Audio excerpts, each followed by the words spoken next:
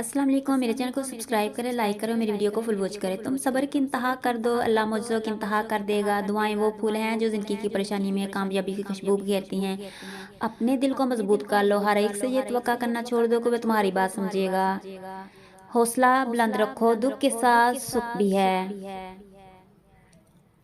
खुशहाली का तल्लक नेक अमाल से है।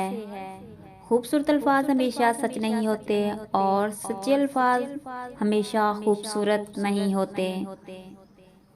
अल्लाह का राज़ी हो जाना सारी दुनिया के मिल जाने से बेहतर है। दूसरों की मदद किया करो, खुदा तुम्हारी मदद करेगा। दूसरों को सुकून देने वाला कभी बेसुकून नहीं रहता। मुखलिस इंसान हमेशा याद रहते हैं, दिलों में भी, लफ्ज़ों में भी, दुआओं में भी। शुक्र अदा करने की वजह नहीं ढूंढनी चाहिए बल्कि आदत डाल लेनी चाहिए, क्योंकि शुक्रगुजार बंदों से अल्लाह बड़ी मोहब्बत करता है।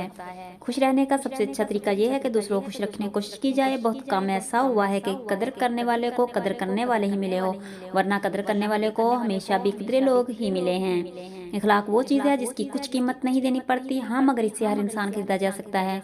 दुनिया में अगर अपनी कोई जगह बनानी है, सबसे खूबसूरत जगह किसी की सोच में रहना, किसी की दुआ में रहना, किसी के दिल में रहना।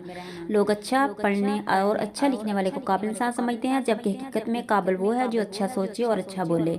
नाराज़गी गिले शिकवे वहाँ अच्छे लगते हैं जहाँ अपनायत हो। जहाँ किसी को माँ रखना ना आता हो, वहाँ खामोशी से मुस्कुरा देना ही अच्छा है।